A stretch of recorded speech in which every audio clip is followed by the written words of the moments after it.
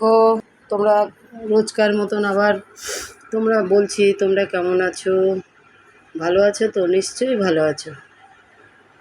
তো এই দেখো ছেলে কাজে যাবে, রেডি হচ্ছে, খাওয়া দাওয়া করছে ঘরে।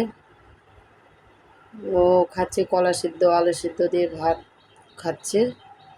আর ওর জন্য আমি এই যে বড়ার তরকারি করেছিলাম, এই বড়া মুসুরির ডাল এর বড়া তরকারি, বড়ার তরকারি আলু দিয়ে একটু, আজকে তো বুধবার, একটুখানি আদা পেঁয়াজ রসুন দিয়ে বড়ার তরকারি, জিরে বাটা আদা বাটা গরম মশলা দিয়ে বড়ার তরকারি। আর এই দেখো রুটি, 4টে রুটি দিয়ে দিয়েছি।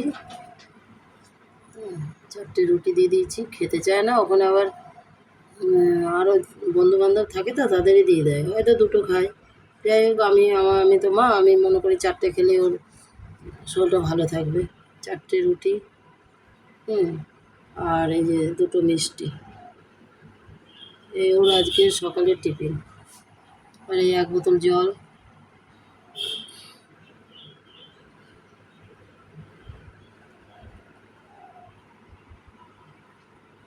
বুঝতে পেরেছো? তা নিশ্চয়ই তোমরা ভালো তো আছো, ভালো না থাকলে লাইক শেয়ার করছো, হ্যাঁ লাইক শেয়ার করো, সাবস্ক্রাইব করো। তারপরে আবার রান্নাবান্না করবো। কী বলে তোমার মাছ নিয়েছি, হলো চিংড়ি মাছ, কাতলা মাছ নিয়েছি, একটা নোড়া কাতলা মাছ নিয়েছি। ও আবার কী বলে তো মাছের মোড়ো খেতে ভালোবাসে। চলো দেখিয়ে দিই। এ দেখো চিংড়ি মাছ এঁচড় দিয়ে হবে। আজকে হবে না, আজকে কেটে ভেজে রেখে দেবো, আজকে লাল শাক ভাজা হবে। হ্যাঁ দেখো লাল শাক ভাজা হবে, ধুয়ে রেখেছি। আর এই কাতলা মাছের ঝোল হবে আলু দিয়ে। কাতলা মাছটা নড়ছে কিন্তু, জানো তো, আমি নড়া মাছ করতে পারি না।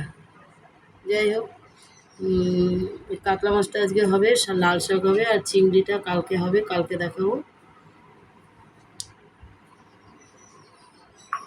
এই পর্যন্ত, ভালো থাকো, সুস্থ থাকো, টাটা।